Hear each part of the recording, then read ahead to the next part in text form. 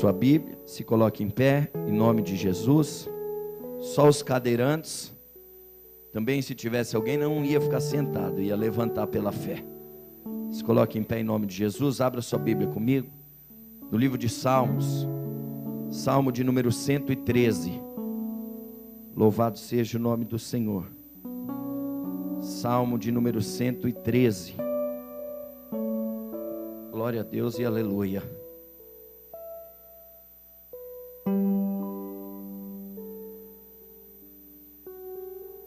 Todos acharam? Diga glória a Deus quem achou. Marca aí o Salmo de número 113 e vai lá no livro do profeta Sofonias comigo. Sofonias, capítulo de número 3, está depois do profeta Abacuque. Glória a Deus. Você nem sabia que existia esse profeta dentro da Bíblia, mas existe, e foi muito importante na história de Israel também. Sofonias capítulo 3, está depois do livro do profeta Abacuque. Glória a Deus e aleluia. Todos acharam? Tem alguém que não achou ainda? Todos acharam? Então vamos lá.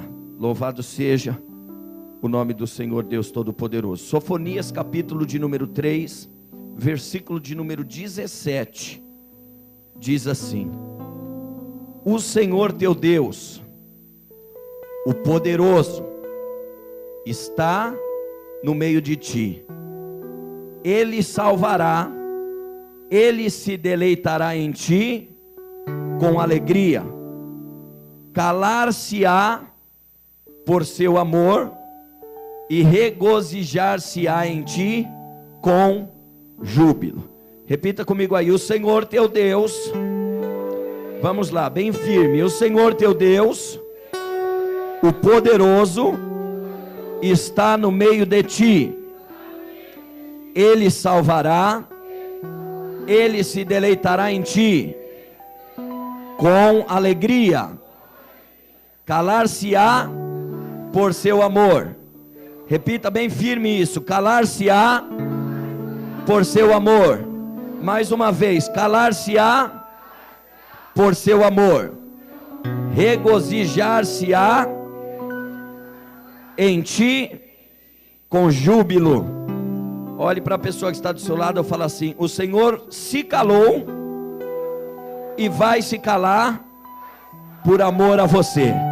Não, ele não entendeu, eu acho. Diga para ele assim: o Senhor se calou e vai se calar por amor a você. Mais uma vez: o Senhor se calou e vai se calar por amor a você. Isso é coisa de doido. Salmo de número 113, versículo de número 7 e 8. Diz assim: ele levanta o fraco do pó, e do monturo levanta o necessitado. A palavra monturo quer dizer entulho de lixo. A palavra monturo quer dizer, dentro do dicionário Aurélio, entulho de lixo. Ele levanta o fraco do pó, e do entulho de lixo levanta o necessitado. Ele levanta o fraco do pó, e do entulho de lixo levanta o necessitado, para o fazer se assentar com os príncipes, sim, com os príncipes do teu povo. Eu vou ler de novo, porque tem pessoas aqui que ainda não entendeu. Ele levanta o fraco do pó, e do entulho de lixo levanta o necessitado, para o fazer se assentar com os príncipes desta terra, sim, com os príncipes do teu povo. Tome o teu assento, estoure sua garganta de dar glória a Deus e aleluia, porque é uma noite especial onde o Senhor vai falar conosco aqui, viu? Louvado seja Deus. Luana, abre esse microfone para mim, filho. Louvado seja o nome do Senhor. Glória a Deus. Ele levanta o fraco do pó, e do entulho de lixo levanta o necessitado, para o fazer se assentar com os príncipes da terra, sim, com os príncipes do teu povo. Primeira coisa que nós lemos aqui: ele se calou e vai se calar por amor a você. Segunda coisa que nós lemos aqui: ele levanta o fraco lá do pó, tira os seus escolhidos do meio do entulho de lixo e coloca para se assentar junto com os príncipes dessa terra. Olhe para quem está do seu lado e fala assim: você já foi um entulho de lixo, mas hoje não é mais. Glória a Deus e aleluia. Diga assim: você já foi um entulho de lixo, mas hoje não é mais. Hoje você é príncipe e princesa de Deus sobre a terra. Quem crê nisso, diga glória a Deus e aleluia. Vamos colocar um tema nessa mensagem. Olhe com olhos de profeta para a pessoa que está do seu lado. Diga assim para ela: você. Aponte para ela e fala assim: sim, você. Diga para ela assim: sim, você é um diamante de Deus.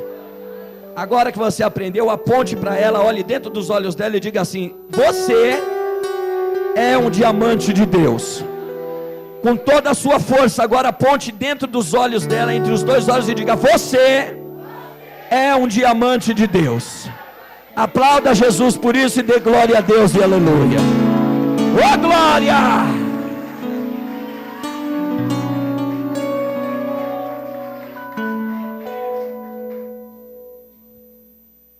Como eu posso ser um diamante de Deus se eu sou um pecador?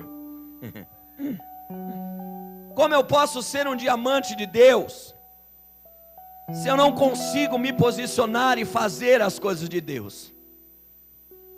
Primeira coisa, a palavra do Senhor diz que foi Ele que nos escolheu e não foi nós que escolhemos Ele. A segunda coisa, Ele nos amou primeiro para depois nós pudermos amar a Ele. E se Ele está falando que você é um diamante dele, ponto final, ninguém tem nada a ver com isso. Mas preste atenção no que nós lemos nos dois livros de Sofonias e de Salmo. A primeira coisa que ele fala: eu me calarei por amor a vós. Eu me calarei por amor de vós.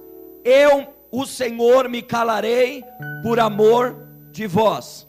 E a segunda coisa que ele diz: eu levanto do pó o fraco e necessitado, e tiro do entulho de lixo aquele ao qual escolhi para colocar para se assentar com os príncipes dessa terra. Quem está preparado a sentar com os príncipes dessa terra, diga glória a Deus e aleluia. A primeira coisa que nós entendemos aqui: quando Deus não responde uma oração, quando Deus não responde aquilo que nós estamos querendo dele, da parte dele, quando Deus não nos dá uma resposta daquilo que nós esperamos que venha da boca dele, Ele está dizendo aqui que Ele se cala para nos abençoar. Olha para quem está do seu lado e diga assim: o Senhor se cala para poder nos abençoar. Agora, só para ele não esquecer, antes de nós entrarmos na mensagem, põe a mão no ombro dele e diga assim: nunca se esqueça de uma coisa: da onde o Senhor te tirou, e aonde Ele está te colocando, e aonde ainda Ele vai te colocar. Repita isso de novo: não esqueça da onde o Senhor te tirou, da onde Ele está te colocando, e aonde ainda Ele vai te colocar. Pode aplaudir a Jesus, pode ficar à vontade, querido.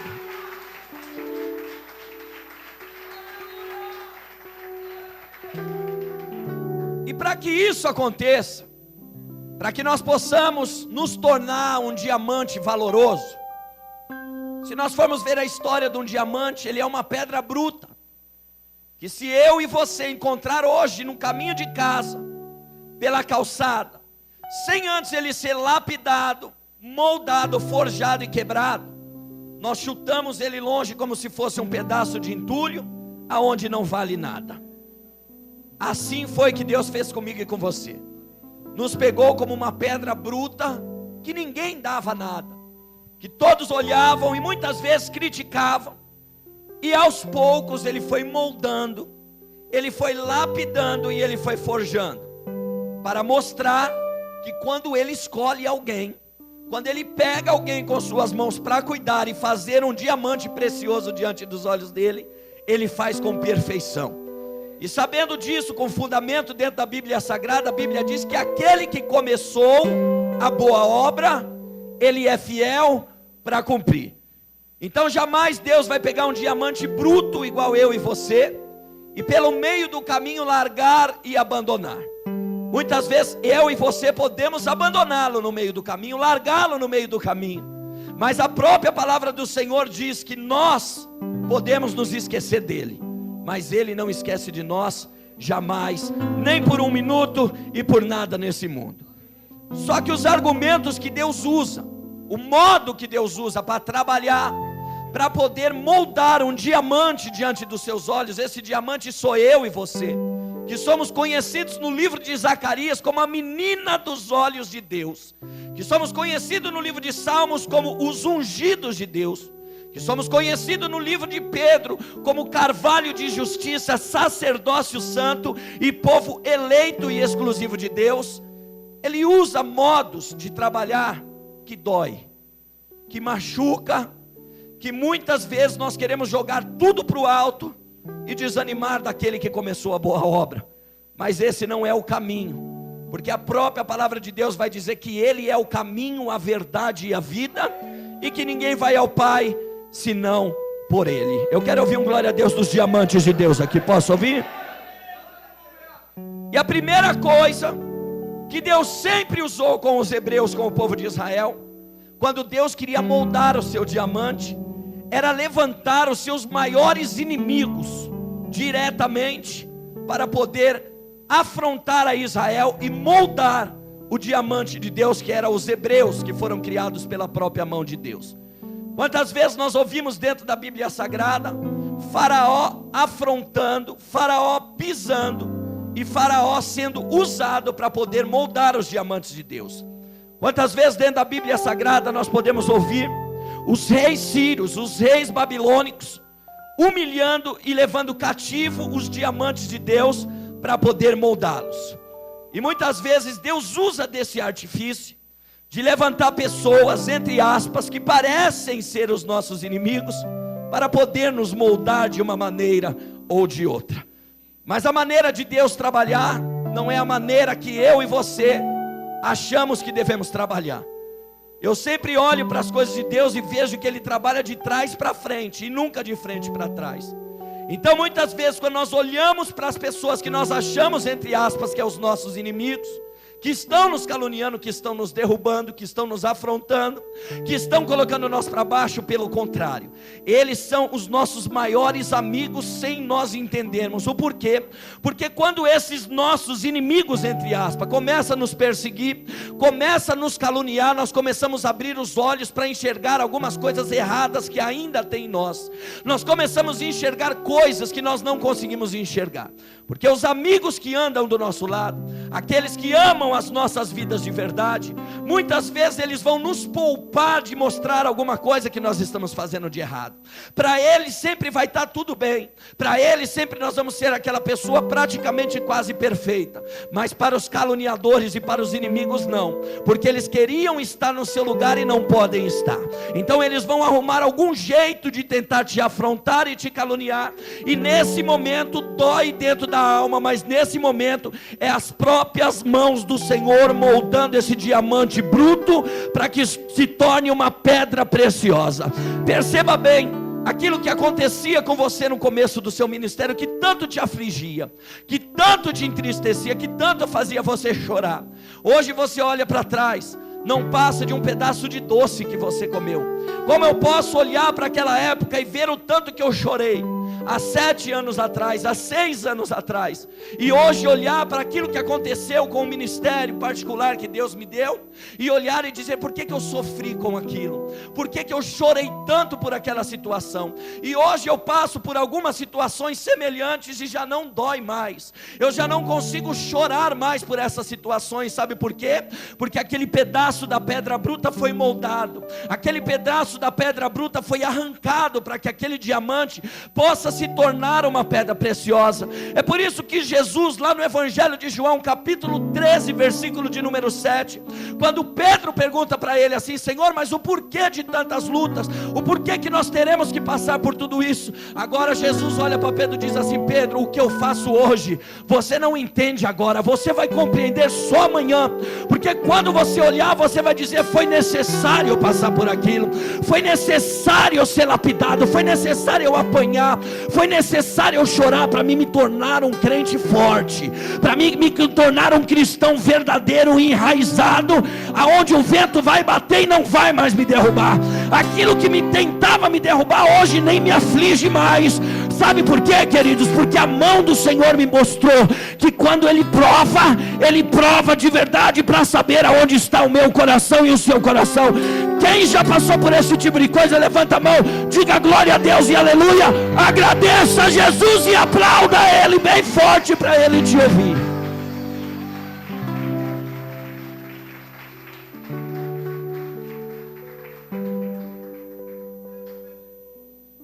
No começo do meu ministério, quando eu era caluniado, eu ia atrás para tentar me justificar. Eu falava: Deus, eu não fiz isso. Por que que eu estou sendo caluniado por algo que eu não fiz? Eu chorava. E eu dobrava o joelho e fazia poças de água no chão. Bispo Orlando, quantas vezes o Senhor me viu aqui nesse altar chorando de soluçar, de não conseguir me levantar do chão. E hoje eu olho para trás e eu falo assim: ah, Jesus, como é bom eu ter passado por tudo aquilo. Porque hoje muitos tentam me apedrejar, muitos tentam me caluniar, mas não dói mais. Eu sei me lidar com a situação como eu não sabia antes. Aquilo que você passar hoje, que te machucar hoje, daqui 1 ano, 2 anos, 3 anos, não vai mais te machucar.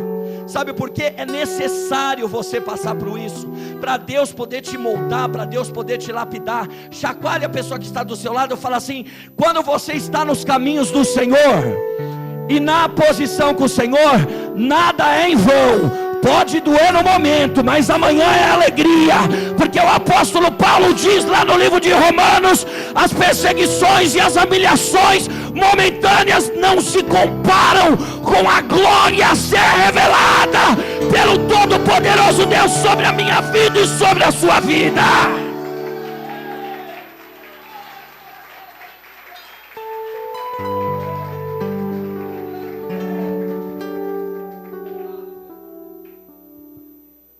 Muitas vezes Deus começa a arrancar as coisas da sua mão. Muitas vezes Deus começa a tirar algumas coisas do controle da sua mão. E muitas vezes nós perguntamos para Deus assim: o porquê, Deus? E Deus se cala. Aí ele diz lá no livro de Sofonias: eu me calarei por amor a ti. Porque se eu abrir a minha boca para falar, eu não vou te moldar e não vou te forjar da maneira que é necessário que você seja moldado e forjado. Tem coisas que eu vou deixar os caminhos para você seguir, e vou te mostrar: esse é o caminho da minha vontade, esse é o caminho ao qual você tem o livre-arbítrio de escolher, e esse é o caminho do mal. Você vai escolher o caminho.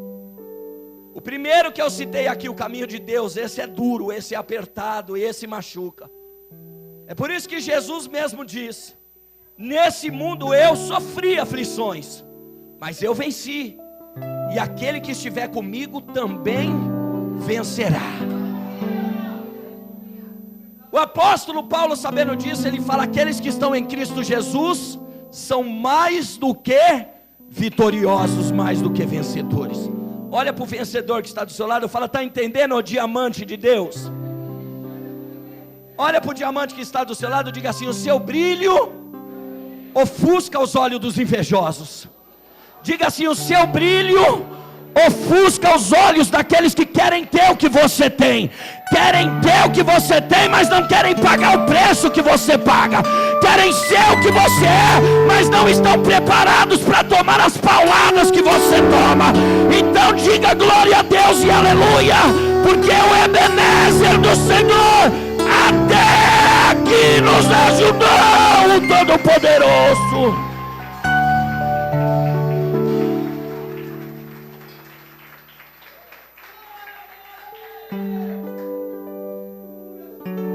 As cicatrizes são necessárias. Diga assim comigo: as cicatrizes são necessárias. Olha aqui na minha mão, vê se você vê uma cicatriz na palma da minha mão.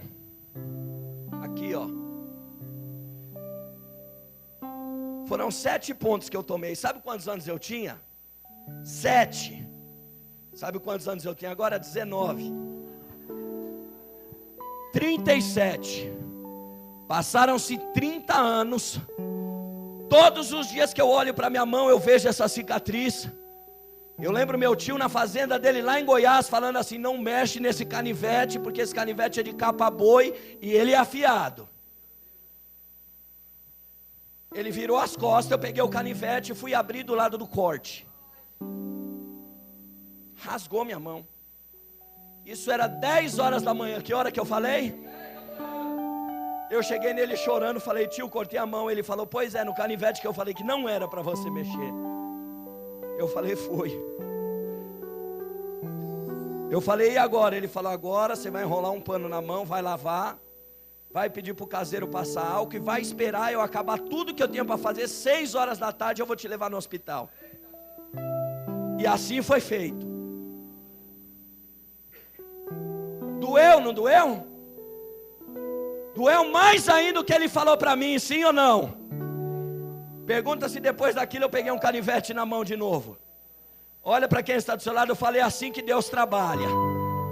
Quando Ele fala para você não faz, você vai e faz e quebra a cara. Depois você vai falar: por que Deus? Ele fala assim: eu te avisei, agora vai voltar para o final da fila, vai passar tudo que você passou de novo para alcançar, para aprender a não desobedecer. Aí da próxima vez você não vai desobedecer. Deus vai falar: e aí? Não, Senhor, já aprendi.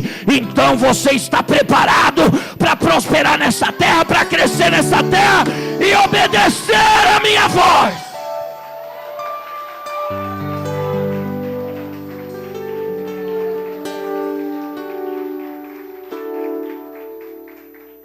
Para nós não ficarmos só nas minhas palavras, dentro do livro de Êxodo, é citado o nome de um homem não muito conhecido, eu não sei se todos conhecem. Alguém aqui já ouviu falar de Moisés? Diga glória a Deus e aleluia.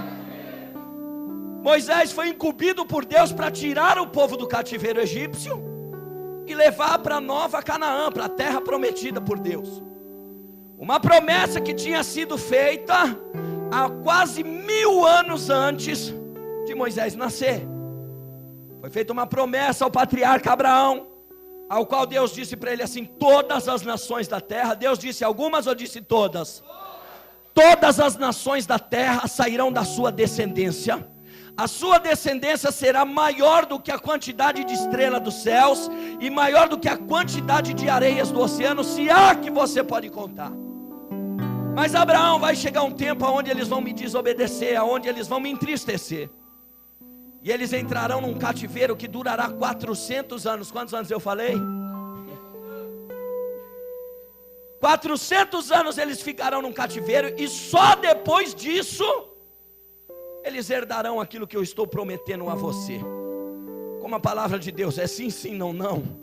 Quando Deus determina tempo para algo, pode contar que naquele dia Ele vai chegar com a providência. Acontece exatamente igual Ele disse. Moisés nasce da barriga de Joquebede, 40 anos é criado dentro do palácio de Faraó, 40 anos fica com seu sogro Jetro no deserto sendo preparado, e agora vai buscar o povo. Vem a primeira, a segunda, a terceira, a quarta, a quinta, a sexta, a sétima, a oitava, a nona, a 10ª praga, a praga dos primogênitos. Você que está assistindo a Record, acompanhando os 10 mandamentos, está chegando, eu acho que está na 7ª já, se eu não me engano. Foi um dia que eu vi na televisão essa semana. Na 10ª praga, Deus mata todos os primogênitos, o coração de Faraó é aquebrantado. Faraó agora libera Moisés com o povo de Israel para ir para a terra prometida. Se Moisés ficou 40 anos no deserto, Alguém conhecia aquele deserto melhor que ele? Quantos anos eu falei? Imagina você morar num bairro durante 40 anos e andar todos os dias, levando as ovelhas para pastar. Você vai conhecer até as folhas de árvore no lugar onde elas caem. Não tinha ninguém que conhecia aquele deserto melhor do que Moisés. Ele sai com o povo do cativeiro agora, e ele tentava ir por um caminho, Deus falava, não, você vai pelo outro. E ele dizia para Deus assim, por aqui é mais perto. Moisés, não me interessa se é mais perto, você vai por onde eu estou mandando você ir. E assim funcionou com Moisés e funciona comigo e com você.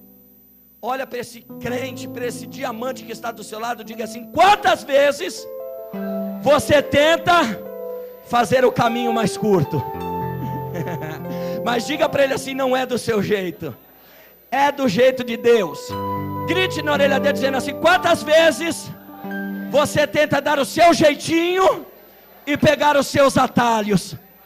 Faz assim para ele, mas não é assim que Deus trabalha.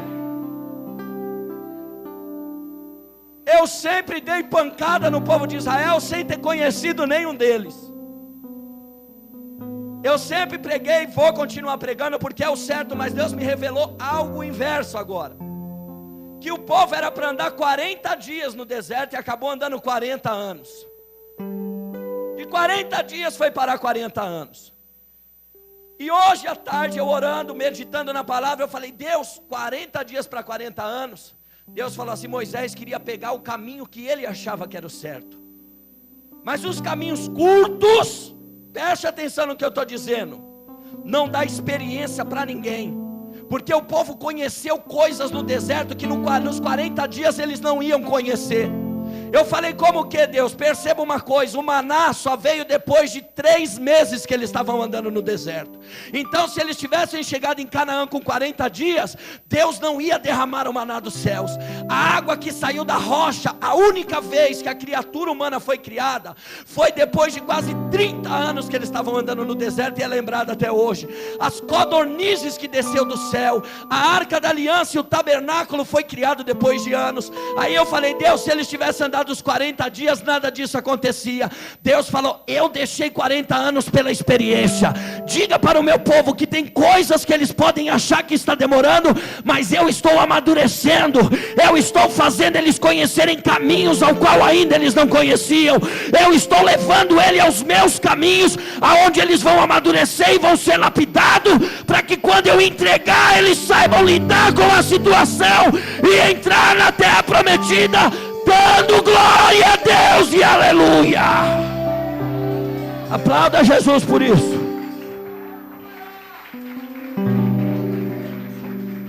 Aumenta só um pouquinho.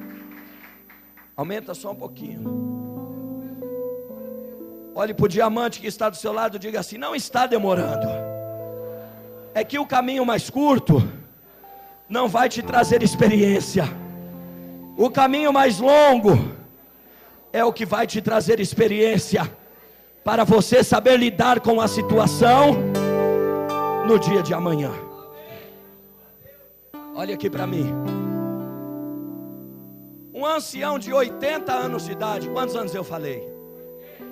Com a idade do bispo Orlando e do bispo John, 80 anos de idade.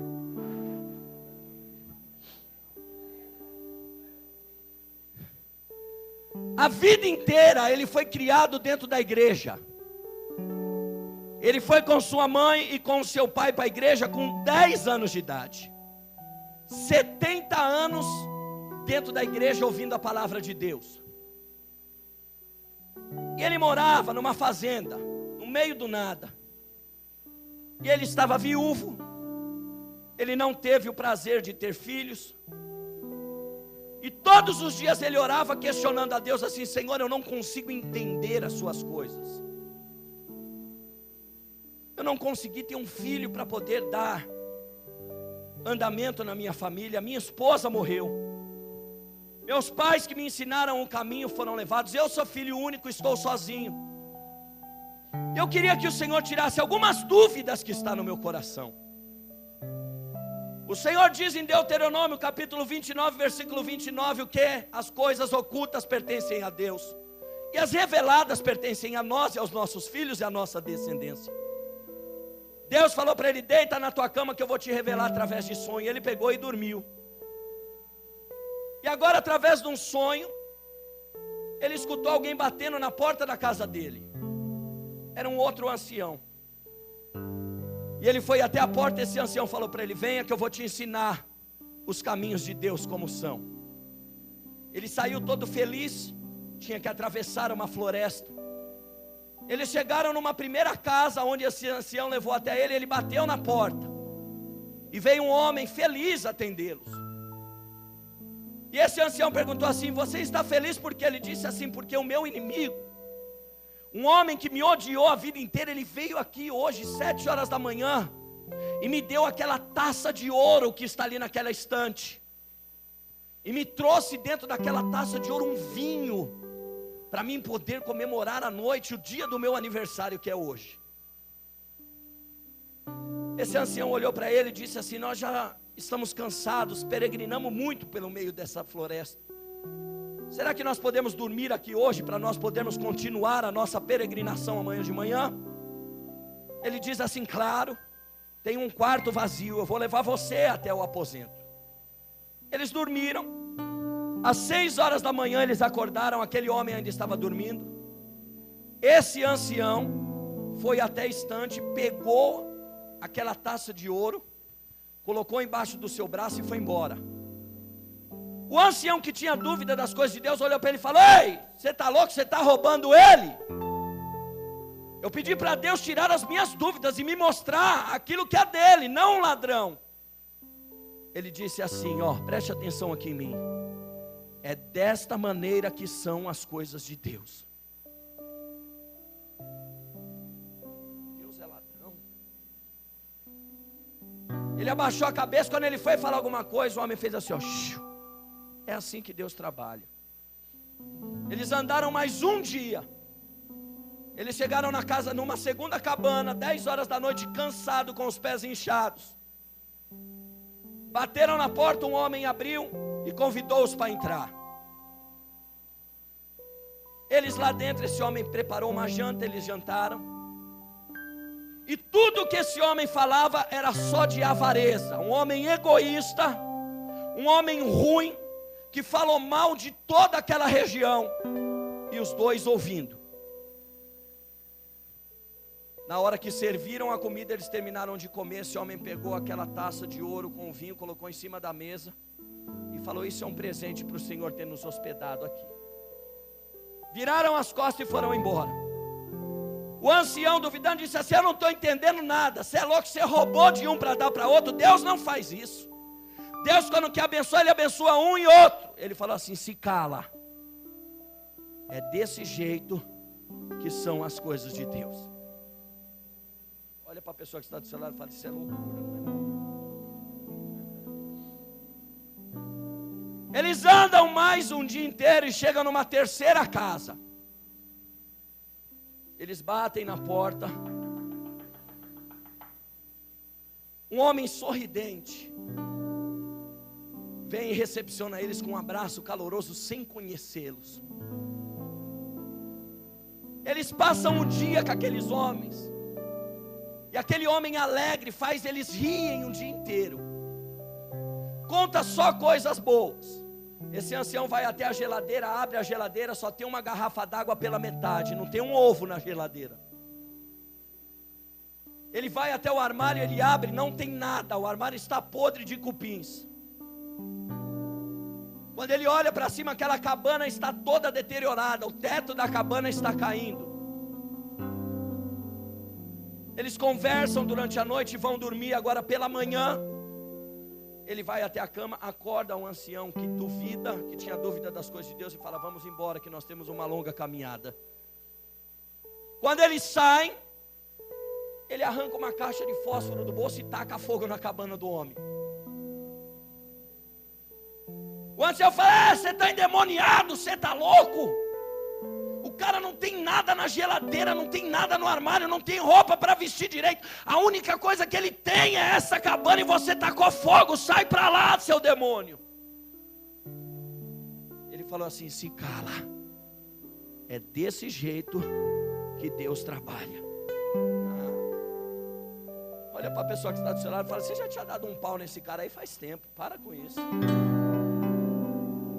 Diácono Euler, imagina se é com você.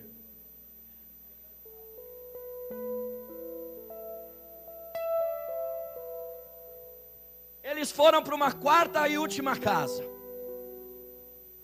Chegaram no final da tarde, bateram na porta, um rapaz sorridente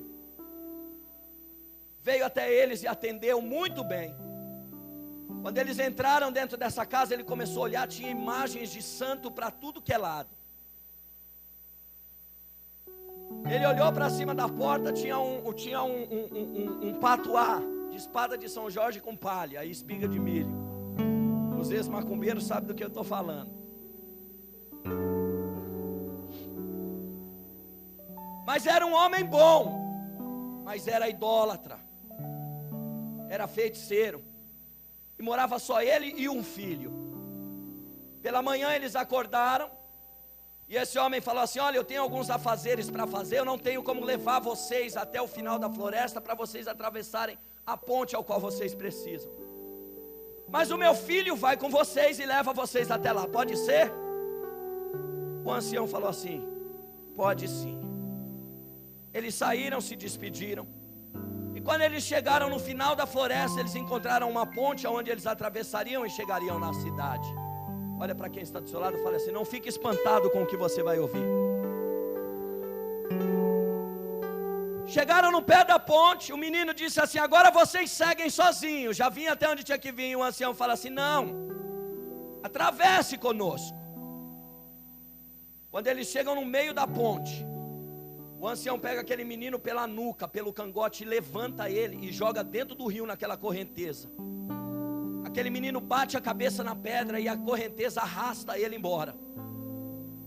Esse homem ficou louco, pegou no pescoço dele e gritou: seu louco, seu hipócrita, seu demônio, é isso que você fala que é o trabalhar de Deus? Você está louco?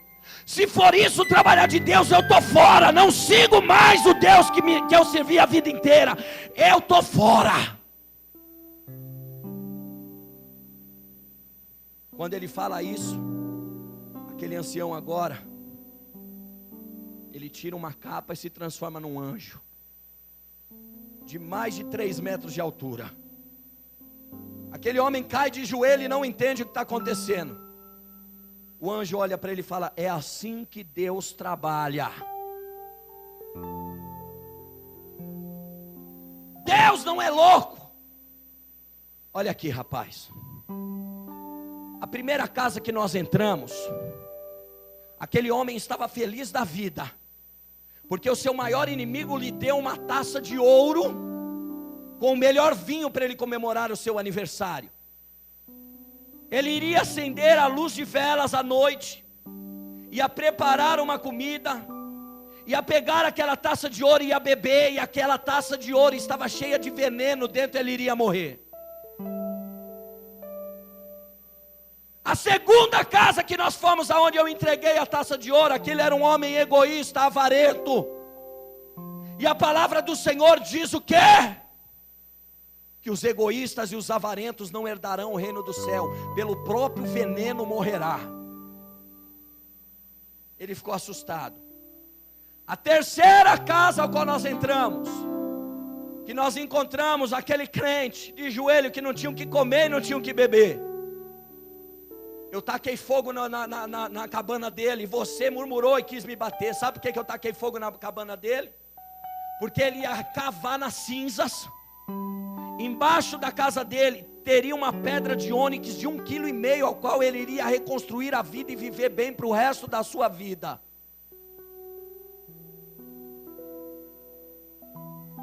A quarta casa ao qual nós entramos, aquele menino ao qual eu joguei no rio, ele seria o maior assassino da história da Alemanha.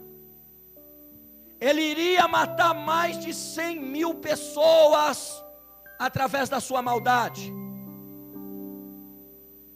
E como ele era uma criança, ele está bem agora no lugar onde ele está. E pela tristeza do seu coração, o seu pai largou a idolatria e a feitiçaria, e hoje se tornou um servo de Deus. Olha para a pessoa que está do seu lado e diga assim: não tente entender as coisas de Deus, aceite e ponto final. Não, ele não entendeu, grita na orelha dele: não tente entender as coisas de Deus, aceite e ponto final. Grite para ele: não tente entender as coisas de Deus, aceite e ponto final.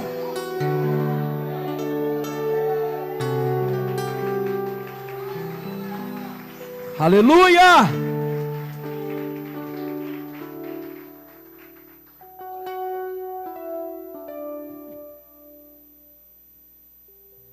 E você, por menos que isso daqui, já falou pelo menos umas 300 vezes que ia sair da igreja. Olha para quem está do seu lado, fala: as burradas quem faz é você. A igreja de Deus não tem culpa de nada disso. Aliás, bata no ombro dele, não tenha medo que ele está de cara feia não, é que ele é feio e ela é feia mesmo. Bata no ombro dele e diga assim: assuma os seus erros, assuma as suas responsabilidades e se arrependa diante do Todo-Poderoso, para que as suas misericórdias venham se renovar sobre a sua vida.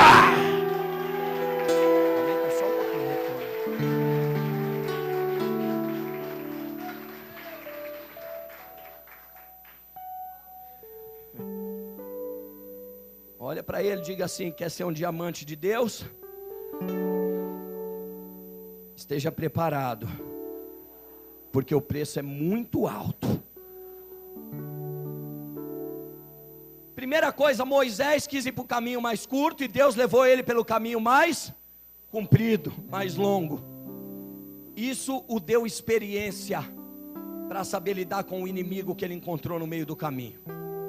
Vou falar com o segundo personagem aqui, é um outro homem que não é muito conhecido. Alguém já ouviu falar do rei Davi? Diga glória a Deus e aleluia por isso.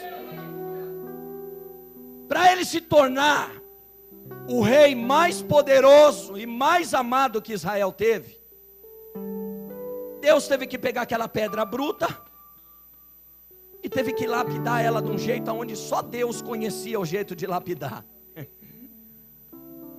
Deus trabalha com cada um de vocês e comigo de um jeito diferente. Às vezes aquilo que não dói em você, dói demais em mim. Às vezes aquilo que é moleza para você, para mim é difícil. Às vezes aquilo que você tira de letra, para mim eu não consigo fazer.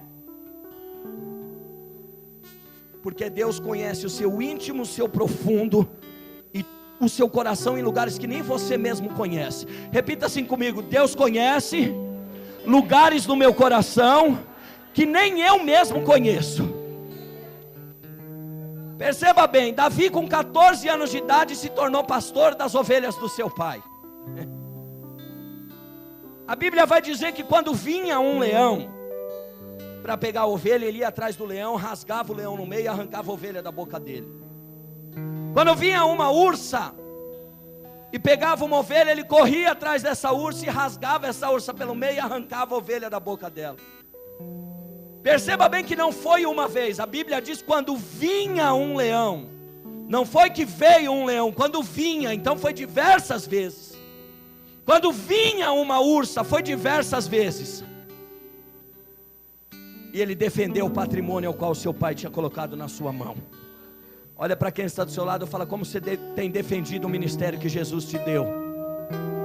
Como você tem defendido o patrimônio que Deus te deu? De qualquer jeito ou com poder e autoridade que Jesus colocou na sua mão? Aliás, olha para ele e diga assim: como você tem defendido seu casamento? Como você tem defendido a sua família? Como você tem defendido a sua igreja? Como você tem defendido a sua vida profissional? Como você tem defendido isso, hein? Dá um glória a Deus aí para mim.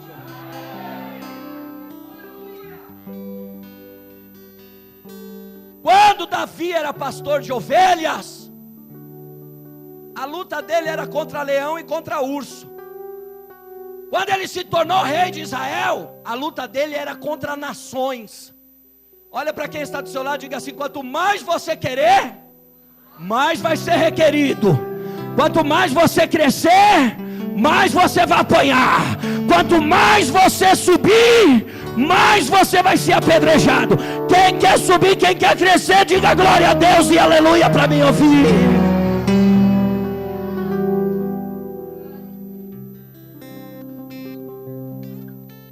Jesus foi o maior de todos, sim ou não? Ele não subiu uma escada de ouro igual Salomão subiu. Ele subiu foi uma cruz. Depois que ele subiu na cruz, ele desceu para dentro do túmulo. Depois que ele desceu para dentro do túmulo, ele desceu para as profundezas do inferno.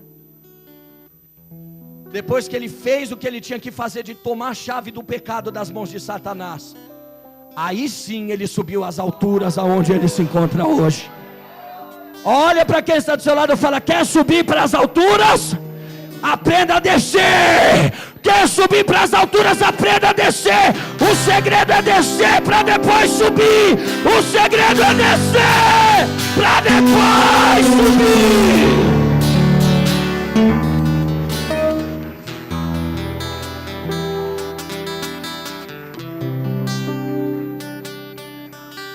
Aprenda com Jeremias. Vai lá no capítulo 18. Desce lá na casa do oleiro. Deixa Deus te quebrar inteiro. Porque daí ele vai moldar um vaso novo. Quem precisa ser vaso novo aqui? Deus agora olha para Jesus e diz assim: como é que eu vou tratar de Davi para fazer dele o maior rei que Israel já teve? Leão ele tira de letra, ele mata no soco. Urso ele pega pelo cangote, dá um overlock e rasga pelo meio. Como é que eu vou tratar ele? Já sei. Eu vou levantar Saul para perseguir ele todos os dias implacavelmente. 12 anos Davi ficou sem dormir. Quanto tempo eu falei? Olha como Davi dormia. Quando cansava ele fazia assim. Quando cansava ele fazia assim, um olho aberto e um fechado. Se ele fechasse ele sabia que Saul ia matar ele. Tem um inimigo querendo te pegar de qualquer jeito para te parar. Você tem um inimigo implacável, que ele não dorme, ele não descansa. Quando você está dormindo, ele está de olho em você. Quando você está tomando banho, ele está de olho em você, dizendo assim: que corpinho, hein? Quando você está dentro da igreja, ele está de olho em você. Quando você está dentro do carro, ele está de olho em você. Quando você está dentro do ônibus, ele está de olho em você. Aonde você vai, ele está com os dois olhões em cima de você.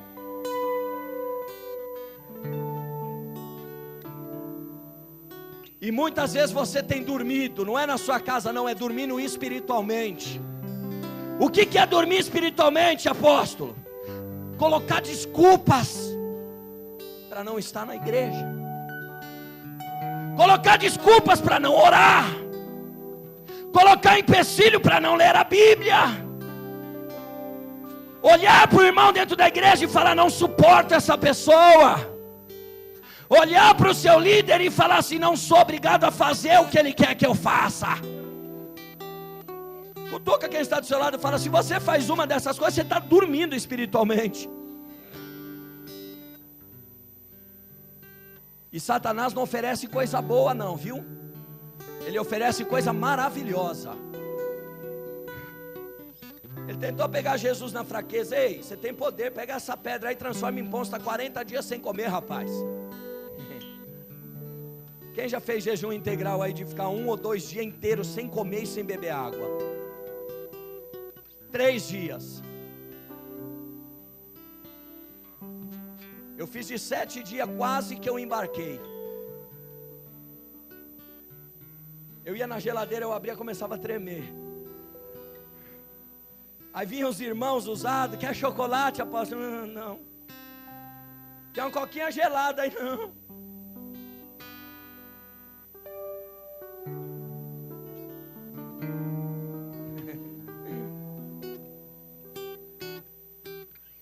Olha a pessoa que está do seu lado e fala: acorda, querido, porque amanhã pode ser tarde demais. Voltando para a mensagem, Davi dormia com um olho e com o outro ele ficava aberto. 12 anos de perseguição, fugindo da espada do rei de Israel. Um exército de 150 mil homens. Quantos homens eu falei? Todos os dias se revezavam para tentar achar Davi e arrancar sua cabeça.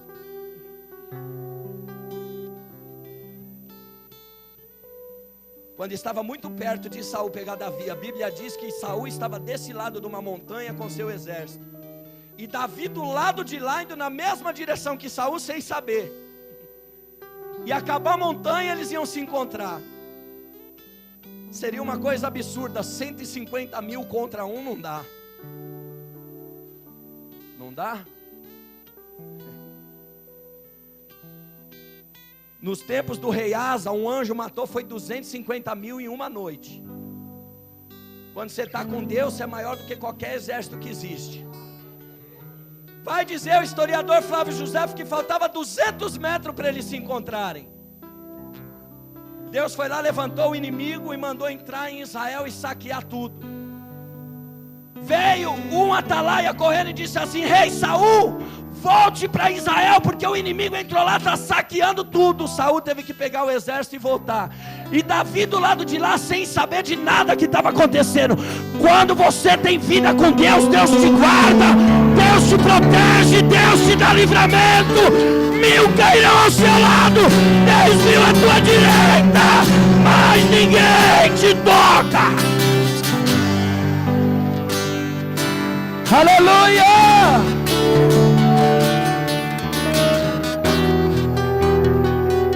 Olha aqui para mim. Naquela mesma noite, Saul vai descansar. Vai dizer o historiador que ele estava 5 dias sem dormir. Quantos dias eu falei?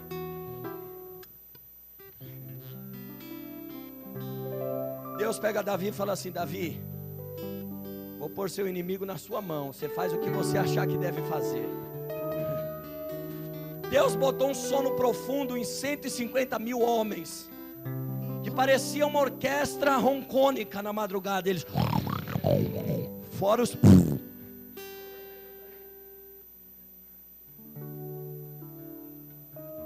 E Davi vai andando conforme a vontade de Deus. De repente ele olha dentro de uma caverna, quem está lá? Saul dormindo.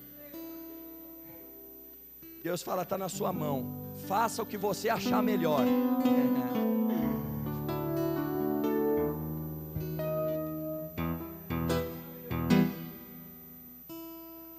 Tinha alguns homens andando com Davi, falou: enfinca na cabeça para não ter jeito dele acordar. Não demora não, apressa-te. Davi foi até Saul, pegou a sua túnica, a espada, cortou um pedaço da roupa dele, olhou para aquele homem e disse assim: quem sou eu para me levantar contra um ungido de Deus?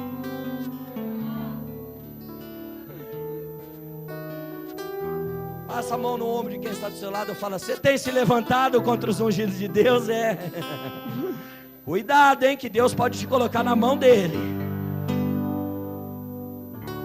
Ele sobe até o pé da montanha e fala assim: ei, Saul. Saul acorda e fala: essa não é a voz do filho de Jessé? Ele já levanta e arranca a espada. Davizinho está chacoalhando um pedaço da roupa dele assim, ó.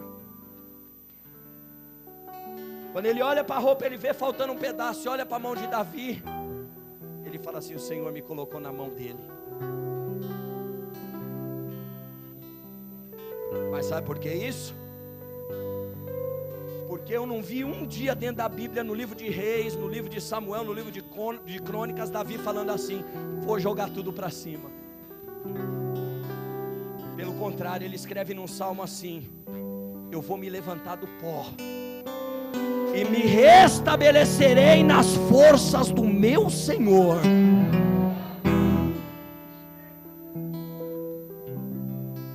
Você acha que acabou a perseguição? Cutuca quem está do seu lado e fala: claro que não. Isso fazia 8 anos que Saul estava perseguindo Davi, ele ficou mais 4. Pela segunda vez, Deus coloca Saul de novo na mão de Davi e fala: ele está dormindo, pode ir lá e faz o que você acha que deve fazer. Oh meu Deus, se sou eu já ia pisar no gogó para quebrar o pescoço logo, para falar: esse não levanta mais. Aí os crentão falam assim: eu não, eu ia abraçar e dar um beijo. Eu falo: aham, Jesus sabe. Jesus sabe que você ia dar um beijo. Ele age do mesmo jeito. Sabe o que acontece? Deus olha para Davi e fala assim, ó, esse daí, além de matar leão, além de matar urso, além de se defender sozinho, sem precisar de ninguém, ainda quando eu ponho o inimigo na mão dele, ainda ele fala, quem é que pode tocar no ungido de Deus? Deus agora olha para Miguel e fala, vai lá, mata Saul, mata Jonatas, mata todo mundo e coloca Davi no trono, porque ele está preparado. Deus tratou ele na perseguição do inimigo. Olha para quem está do seu lado e fala assim, tem coisas que Deus vai usar pessoas para te perseguir, e muitas vezes Deus vai te provar colocando essas pessoas dependentes de você, para saber como você vai reagir. Eu não dou, eu não faço, o problema é dele, ele que morra. Olha, Jesus está vendo Davi, olha, Deus está olhando Davi.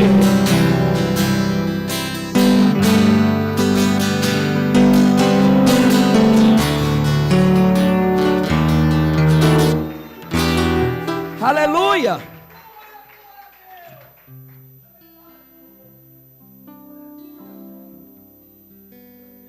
Mas diga assim, antes disso acontecer, diga assim, antes disso acontecer, o pai de Davi rejeitou ele, os irmãos de Davi rejeitou ele, o rei Saul rejeitou ele, até Golias rejeitou ele. Diga assim comigo, para mim subir ao trono de rei, eu vou ser rejeitado dentro da minha própria casa. Ah, você não está entendendo, você não quer dar glória a Deus, o problema é seu, eu vou dar. Diga assim, para mim subir no trono de rei, eu vou ser rejeitado dentro da minha própria casa. Na minha não. Vai ler a Bíblia, vê o que Jesus diz. Quando diz casa, não é a casa onde você mora não, ô bocó. Quando diz casa, é as pessoas próximas, muitas vezes os próprios familiares. Jesus, ele diz assim, quem serão os inimigos? Não é os da própria casa? Jesus foi pregar em Nazaré, na Galiléia, saiu de lá apedrejado. Ele diz assim, o profeta não tem valor na sua própria casa. Olha para o Davi que está do seu lado e fala, você tem sido rejeitado pelos seus? Chacoalha ele e fala, então acorda, porque você está no caminho certo. Quem não é rejeitado não vai ser exaltado. Quem não for pisoteado não vai alcançar as alturas. É desse jeito que Deus trabalha. É dessa maneira que Deus trata.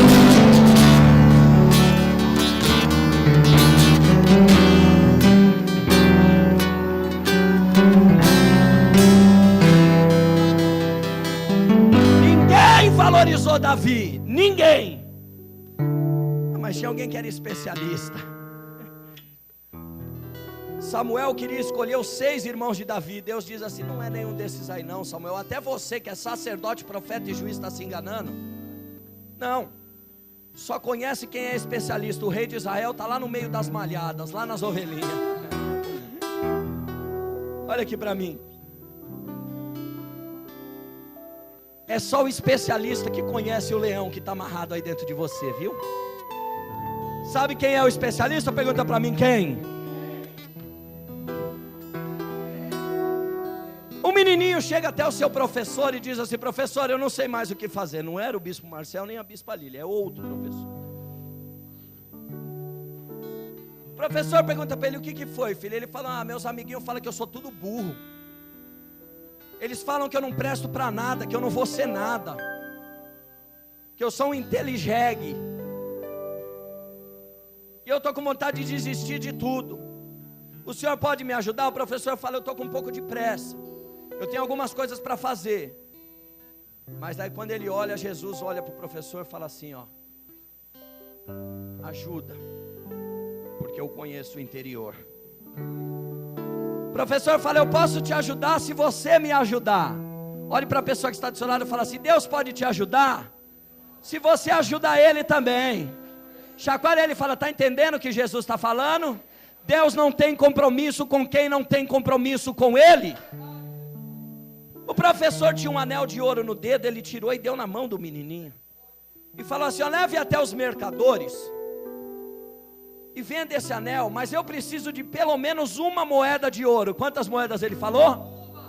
O menininho saiu desesperado, correndo pela rua. Não era a feira do rolo que o pastor Orlando ia lá na freguesia não, viu? Que uma vez ele pintou, pegou um urubu na marginal, pintou de verde e levou lá, falou que era papagaio, queria trocar com os outros lá.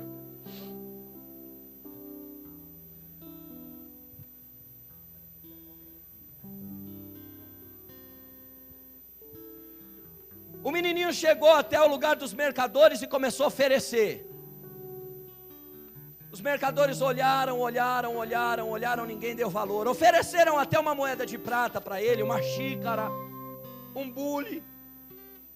Aí tinha um senhor que tinha um pouco mais de compaixão, chamou ele para tentar ajudar ele e falou: olha, eu te dou 2 moedas de prata. Ele falou: eu não posso, porque a minha missão é levar pelo menos uma moeda de ouro. Ele falou: menino, você não vai conseguir vender isso. Ele voltou cabeça baixa até o professor e disse assim: professor, ninguém quis comprar, eu não posso te ajudar. O senhor também não vai poder me ajudar, porque eu também não pude te ajudar. O professor, com toda a sabedoria, falou: senta aqui. Vai até o joalheiro. Primeiro nós temos que saber quanto vale a joia, para depois vender. Leva até o joalheiro e veja quanto vale o anel. Depois você volta aqui para a gente levar até algum lugar para vender. O menino sai desesperado. Quando ele chega no joalheiro, o joalheiro coloca a sua lupa, começa a olhar aquele anel. O menino desesperado olhando para ele. Sabe cachorro quando você pega um bifinho na mão? Eu tenho 2 lá em casa que eles entram pela janela. Não tem educação os bichinhos. Misericórdia.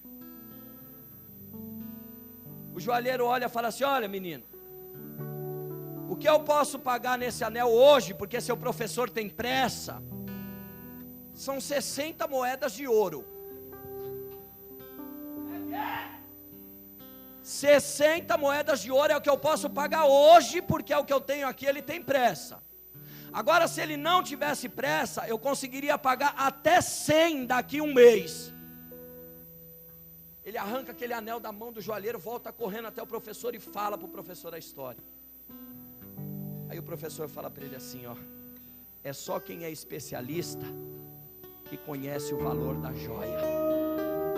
Olha para o diamante que está do seu lado, fala assim: ó, podem falar que você não vale nada, podem falar que você não vai chegar em lugar nenhum. O especialista manda te dizer que nas mãos dele você vale muito mais do que uma moeda de ouro, muito mais do que 60 moedas de ouro. É só o especialista que sabe o valor que essa joia tem.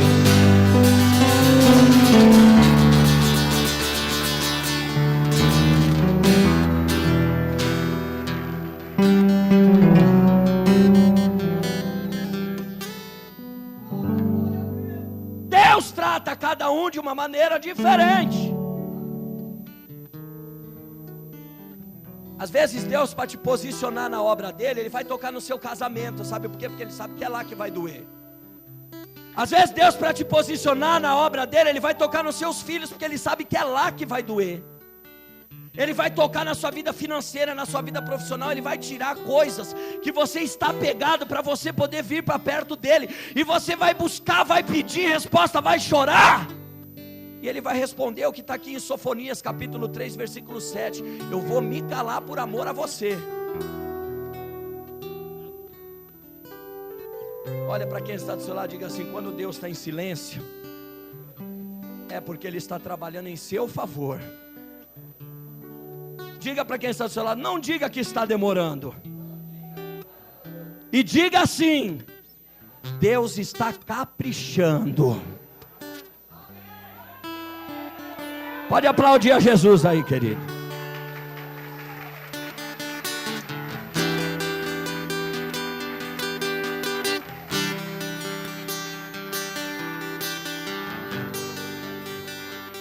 Moisés, Deus tratou no tempo de espera. Davi, Deus tratou na perseguição. Vou falar de um terceiro personagem rápido. É um que também eu acho que quase ninguém conhece ele. Quem já ouviu falar de Pedro aqui, diga glória a Deus, aleluia. Deus já tratou Pedro de uma maneira diferente. Deus tratou Pedro na humilhação. Repita assim comigo: quando Deus me humilhar, é porque Ele está tratando algo comigo. Não é as pessoas que te humilham, tudo tem a permissão de Deus, sim ou não? Se Deus permitir alguém para te humilhar, é porque Ele tem que tratar alguma coisa com você, querido. Fique feliz com isso, porque você é um escolhido de Deus, e Deus só trata com quem Ele tem alguma coisa, porque com quem não tem, fique a Deus dará.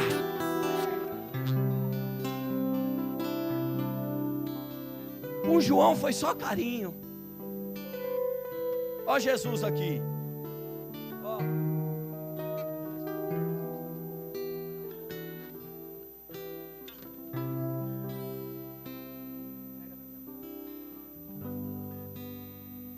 Com João era assim. E com Pedro: aparta-te de mim, Satanás.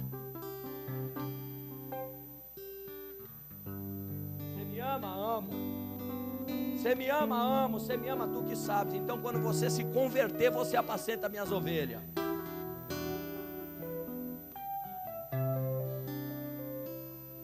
Eu vou morrer contigo, estou preparado para morrer, para ir até o final. O imbecil, ainda hoje 3 vezes me negarás antes que o galo cante. Sabe por que o tratamento com Pedro foi assim? Porque o que Deus tinha na vida dele era muito maior do que na vida dos outros 11 apóstolos. Na vida de João, Jesus deu o Apocalipse. Na vida de Tiago, Jesus deu uma intercessão abençoada. Na vida de Filipe, Jesus deu um ministério evangelístico muito bonito e muito grande. Mas na vida de Pedrão, Jesus chamou ele e falou assim: tu és Pedro, sobre essa rocha edificarei a minha igreja, e as portas do inferno não prevalecerão contra ela.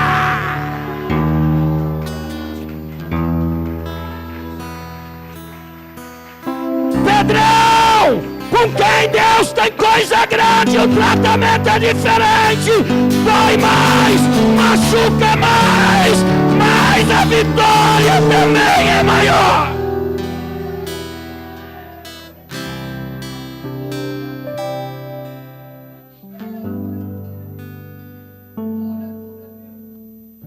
Só que depois disso, Jesus morreu, Jesus ressuscitou, e Jesus ficou agora 40 dias sem ver os apóstolos. Quantos dias eu falei? Nesse meio termo, aquilo que Jesus disse para Pedro caiu no esquecimento. Olha para o Pedrão que está do seu lado, fala: quantas vezes Deus falou com você, prometeu, confirmou novamente, e você deixou cair no esquecimento. Chacoalha o Pedro que está do seu lado e fala assim: você pode esquecer, mas o Pai não esquece jamais aquilo que Ele prometeu. Pode ficar tranquilo que se Ele prometeu, se veio de Deus, uma hora ou outra vai cumprir. Não sei se é hoje, amanhã, semana que vem, mas Ele é fiel para cumprir. Pedrão esqueceu.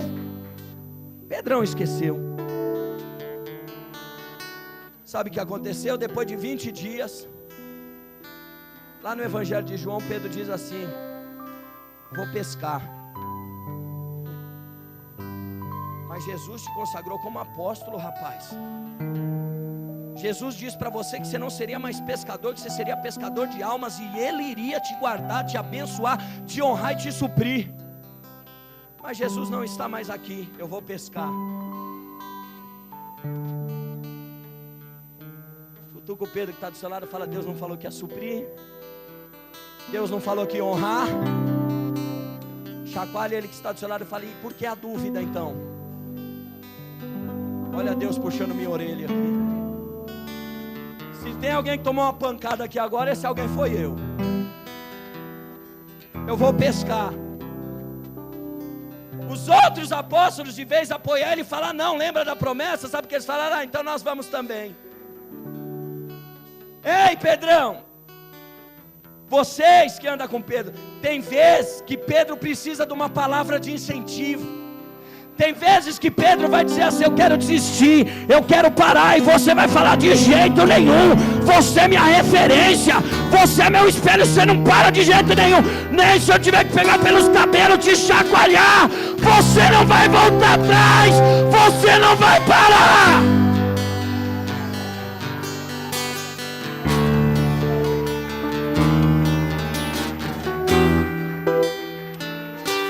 Aleluia! Foram pescar, a missionária Maria do Carmo. Sabe o que aconteceu? A Bíblia diz que eles pescaram a noite inteira, não pegaram nada. Pegaram só um peixe japonês. Pergunte para mim qual que é o nome. O peixe ningue. Não pegou ninguém.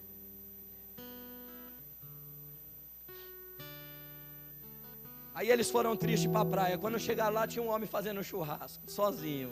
Diga glória a Deus por isso. Cadê os gordinhos? Diga glória a Deus. Pedrão encostou do lado com o cheiro. Tem jeito de me dar um pedaço desse robalo aí? Pode se servir, fica à vontade. Ficou durante horas conversando com aquele homem fazendo churrasco. Aí Jesus meteu o dedo na cara dele e falou: Pedro, Pedro. Pedro falou: quem és tu? Ele falou: Pedro, andaste 3 anos comigo e não me reconheceste. Eu disse para você que não era para você voltar a pescar, porque eu iria te honrar. Por que o medo, Pedro?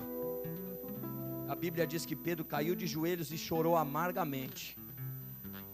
E ali ele se converteu.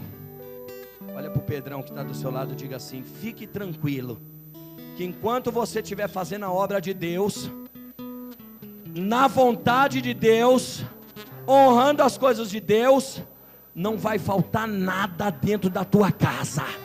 Você não entendeu? Não vai faltar nada dentro da tua casa. Deus tratou com Pedro na humilhação. Com Moisés ele tratou no teste do tempo. Diga assim comigo: quanto mais ansioso eu ficar, mais vai demorar. Cutuca quem está do seu lado e fala: toma que essa é de graça. Foi o que Deus fez com Moisés. Segundo passo, Deus tratou Davi na perseguição. Olhe para quem está do seu lado e diga: quanto mais eu ser perseguido, maior é o trono que eu vou ser colocado. Quanto mais eu ser perseguido, maior é o trono que eu vou ser colocado. Terceiro passo, Pedrão. Olhe para o Pedro que está do seu lado e diga assim: quanto mais eu ser humilhado, maior é o ministério que Jesus vai me dar. Quanto mais eu ser humilhado, maior é o ministério que Jesus vai me dar. Para nós encerrarmos com chave de ouro, quero falar de mais um homem só que quase ninguém conhece. Quem já ouviu falar de Paulo de Tarso, diga glória a Deus e aleluia. Vou encerrar. Paulo, ele é nada mais, nada menos do que um homem que lá no livro de 1 Coríntios capítulo 6, ele escreve assim: de apóstolo eu não sou nem digno de ser chamado, eu persegui os cristãos, eu não andei com ele,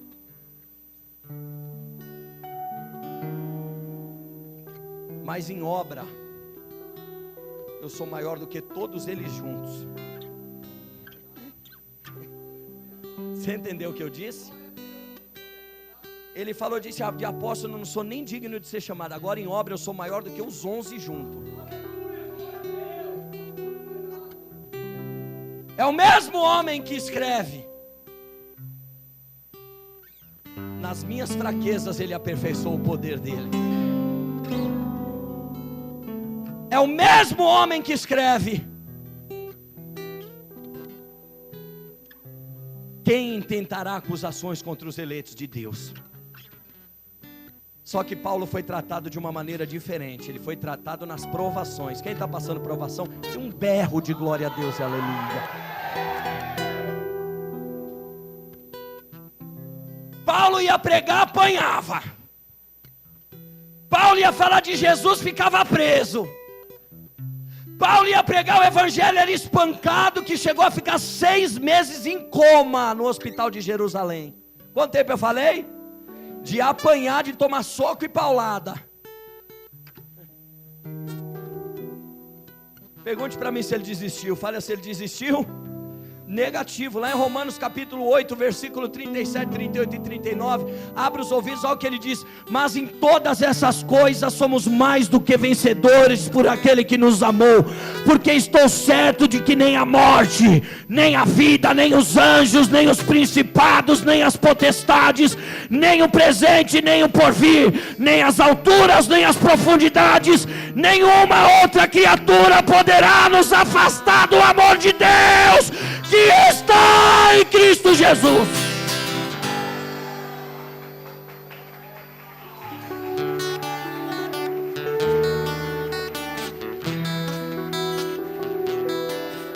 Ele diz em 1 Coríntios capítulo 15, versículo 58: portanto, meus amados irmãos, sede firmes e constantes, sempre abundantes na obra do Senhor, sabendo que o vosso trabalho não é em vão no Senhor. 2 Coríntios 7, versículo 5: porque mesmo quando chegamos à Macedônia, nenhum alívio tivemos, pelo contrário, em tudo fomos atribulados, luta por fora e temores por dentro. O mesmo Paulo que diz assim: o Senhor não dá um jugo maior do que você pode carregar. Você está entendendo o que Deus está querendo dizer para você essa noite? Se eu ouvir da sua boca que você vai desistir, na minha frente você vai tomar um tapa na boca que eu vou arrancar pelo menos 4 dentes. Então não fale isso na minha frente nunca mais. Se você dizer isso, você vai dizer e você vai ouvir um eco na sua orelha: covarde. Quer ter as vitórias? Pague preço. Se coloque em pé e repita comigo as frases que eu vou dizer aqui. Pague a luz, Lu. Enche os pulmões. Preparou um louvorzinho aí? Repita comigo assim: primeiro a fumaça. Não, que repita comigo assim: primeiro a fumaça, depois o fogo. Primeiro a fumaça, depois o fogo. Primeira cruz, depois a vitória. Primeira cruz, depois a vitória. Primeira fraqueza, depois a força. Primeira fraqueza, depois a força. Primeira tribulação, depois a glória. Primeira tribulação, depois a glória. Primeira humilhação, depois a exaltação.